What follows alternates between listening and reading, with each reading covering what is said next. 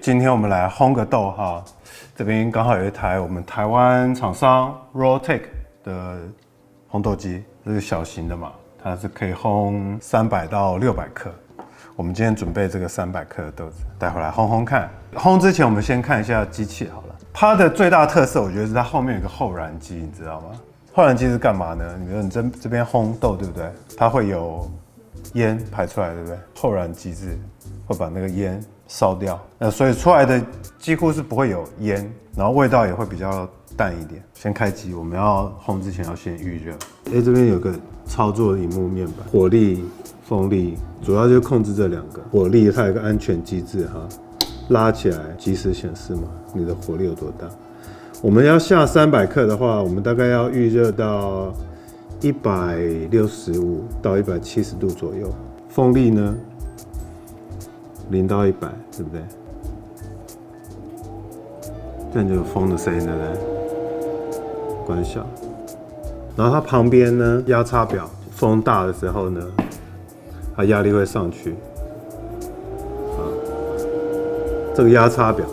压差表其实就是说，你比如说这边风都是10，对不对？但是你有可能你的管径啊有堵塞了或者是什么，它压差会降低哦，所以你的10就不是你心里想的10，对不对？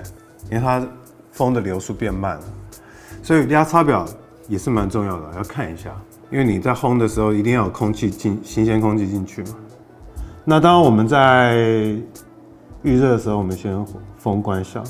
让它热度保持在这里面，选单功能里面就有各种设置了哈。进阶的时候我们再来设就好了，先用原本的就可以。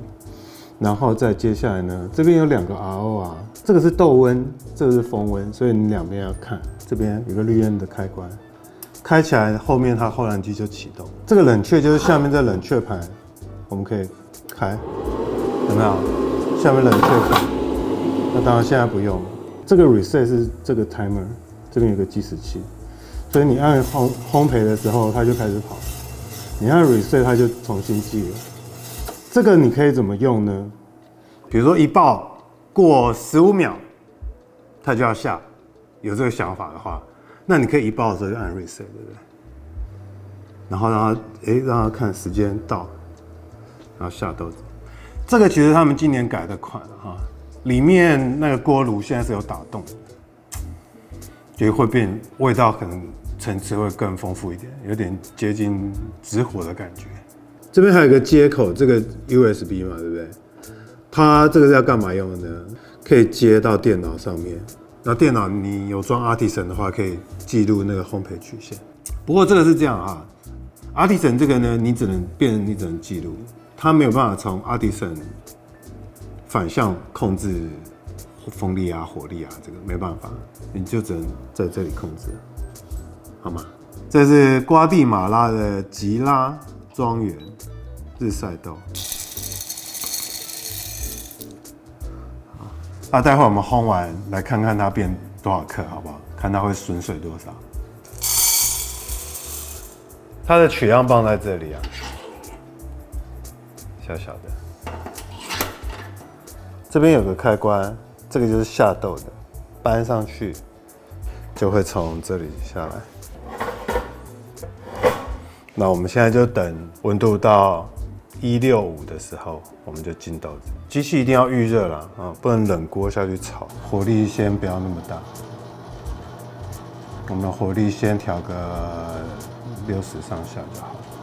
什么时候要开那个滤烟器呢？通常是豆子进去你就可以开始了，因为它其实刚开始烘的时候烟不会那么大，但是大概到120-130度的时候，就开始会有一些烟、一些水汽出来。其实你也可以全程都开啦，就看你自己怎么调配。来了。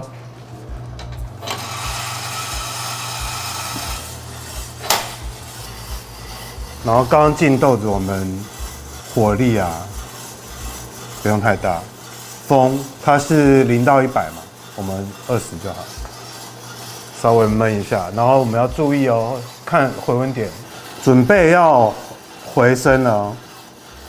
53、54，回温点到了嘛，我们火就补上来了，我们补到75好了，然后风稍微关一下。我们目前可以看到，它这个 ROA 大概在10上下。通常一般来说，你可以这样想哈，ROA 10就代表中间值，13、14、15就有点快咯，那我们火就是小一点，风要稍微开。因为它现在130几度，它这银皮正在脱落，它这个银皮正在脱落，银皮正在脱落，我们风是不是要大一点，让它把银皮抽出去，抽到后面那个银皮筒里面。风大是不是火要补一下？很好懂嘛，逻辑取样一下。这个是150度，有没有颜色稍微黄一点点？如果银皮脱了差不多的时候，把风关小一点哦。要不然它失温了，对，火一样维持在70、77、75左右，155，我们165再来取样一下，应该快要有烟了，所以我们要把后面的这个后燃机开起来，165了哈，来取样一下，它现在应该颜色深一点了，有没有感觉颜色深一点，而且比较膨胀了，有没有？然后可以闻闻看那个味道，比较有一点点像坚果味道。那目前是 ROA 是10.5、10.8，这样不是很理想吗？每个豆子要烘之前，我们要决定烘焙度。这个我们做中焙度好了。175会变怎样呢？来看一下，焦糖化开始了，有没有？颜色比较咖啡色一点，有吗？但是它外表皱皱的，代表还在排水当中。然后这时候火大一点点，为什么呢？因为190度上下，他们会开始要一爆，我们给它一点力量，有没有？给它上去。185，等一下一爆我们就要把火关小。一爆的时候我们取样，但那个时候就蛮紧张的，动作要快，好吧？现在仔细听哦，还没有。还没有，很期待哦。感觉有偷跑了，我们来取样一下。现在是193度，有咖啡的感觉了，有没有？目前升温有点快，一爆了，一爆火就马上调小。火力我们现在剩下15，哦，风要大哦。哦，密集了吗？有啊，风再大一点，火再小一点，不要急啊，不要急，不要急。密集了吗？好，有点密啊。哦，在这里看一下，快了，我觉得可以了，那我们就关火，然后豆子下来。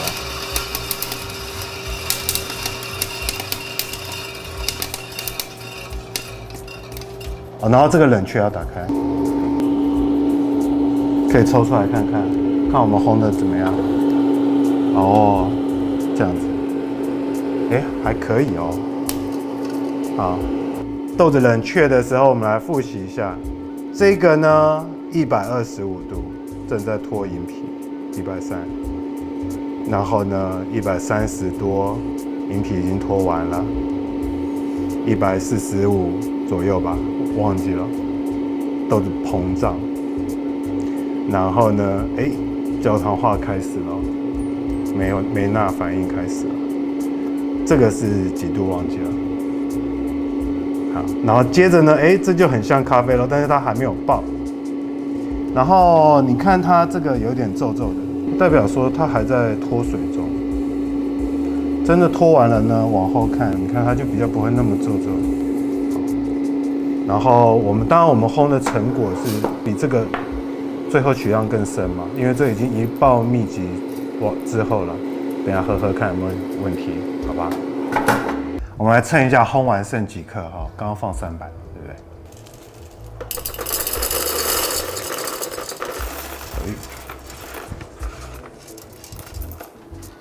哦，249.5，大概就是83%。损失率大概是17左右，17其实蛮正常的啊。如果你烘越深，它其实损耗会更多一点点。刚刚我们不是每个阶段都看了吗？那最后烘焙出来的东西我们要怎么看呢？我们会把它剥开，然后看它这个中间有没有一个缝，有没有？它这里如果有个缝，就代表还 OK， 就是它水分有充分出来。然后要注意一下这一道缝中间哈，如果有烧焦的情况，那就不太对了哦，那就可能你里面的水分太多了。这样，在鼻子这边捏碎来闻闻看，看味道好不好？有没有甜甜的，还是有没有水果味道，还是有没有花的味道，还是有没有烧焦味道之类的啊？你先检查一下。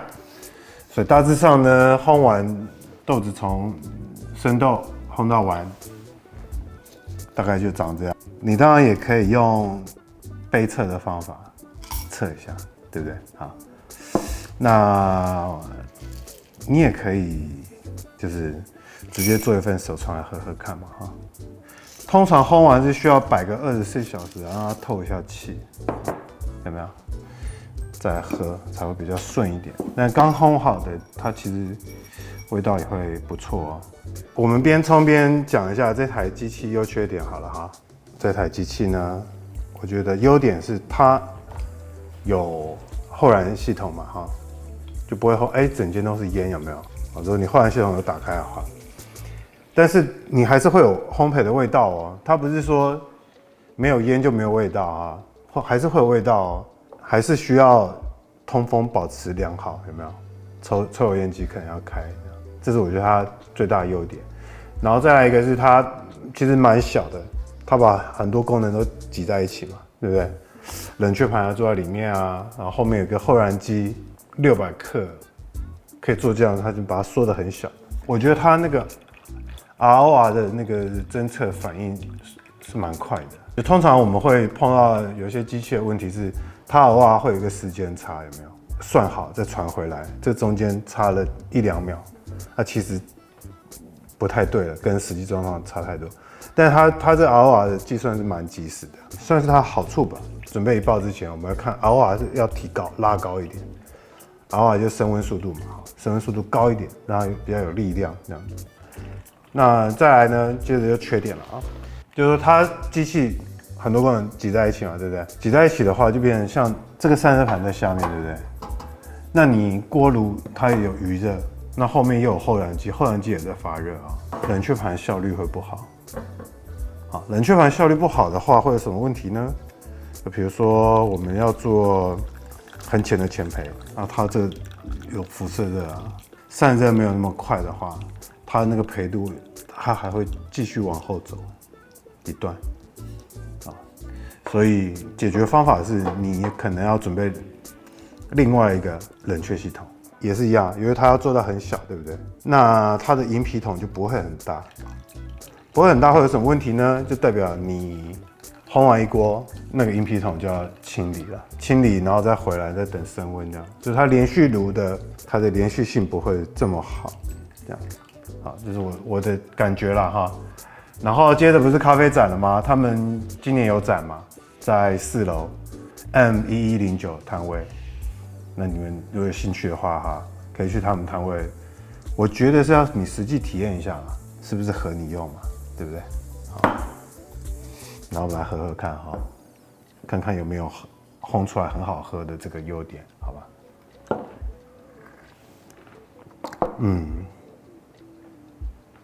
烘起来其实就不会输什么大的机器啊，搞不好你自己烘的会比我们更厉害，不管你有没有经验啊，我觉得都可以体验一下，反正体验不用钱嘛，对不对？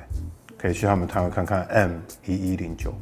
好，今天影片到这边哈，喜欢我影片记得订阅、按赞、分享啊，下次见。生豆开始，然后脱皮，然后一路走过来，慢慢的转黄，然后梅纳反应开始走到这里，然后一爆了。到中间一爆了，一爆开始，这边就是发展期了嘛，哈，就是做焦糖化啊，然后我们现在是做到一报密集，快结束，对吧？这样子，中培度。